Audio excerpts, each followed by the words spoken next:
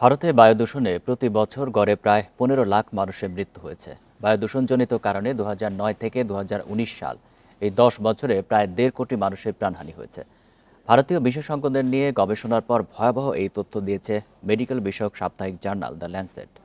এছাড়া দেশটির 110 কোটি মানুষ মাঝারি থেকে তীব্র দূষণের মধ্যে বসবাস করে বলে জানিয়েছে তারা। প্রত্যক্ষ কিংবা পরোক্ষভাবে বায়ু দূষণে ক্ষতিগ্রস্ত ভারতের প্রতিটি নাগরিক। প্রায়শই বিশ্বের সবচেয়ে দূষিত শহর হিসেবে চিহ্নিত হয় রাজধানী দিল্লি।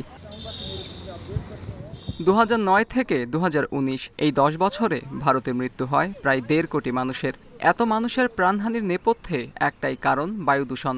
গবেষণার ভিত্তিতে ভয়াবহ এই তথ্য দিল মেডিকেল বিষয়ক সাপ্তাহিক জার্নাল দ্য ল্যান্সেট। তবে ভারতের মতো বহুমাত্রিক দেশ থেকে প্রকৃত তথ্য বের করে আনা দুরূহ ব্যাপার, বলছেন প্রতিবেদনটির গবেষকরা।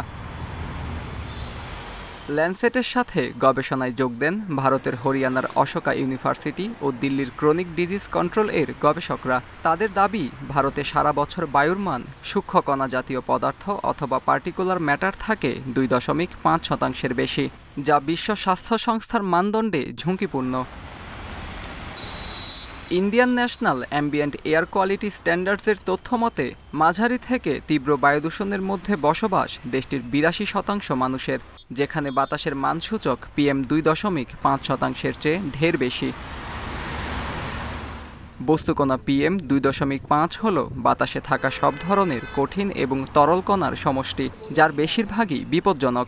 মানব স্বাস্থ্যের জন্য ক্ষতিকারক বিভিন্ন ধরনের রোগ, যেমন প্রাণঘাতী ক্যান্সার এবং হৃদযন্ত্রের সমস্যা তৈরি করে এই মান। আত্মজুর রহমান, ইন্ডিপেন্ডেন্ট নিউজ।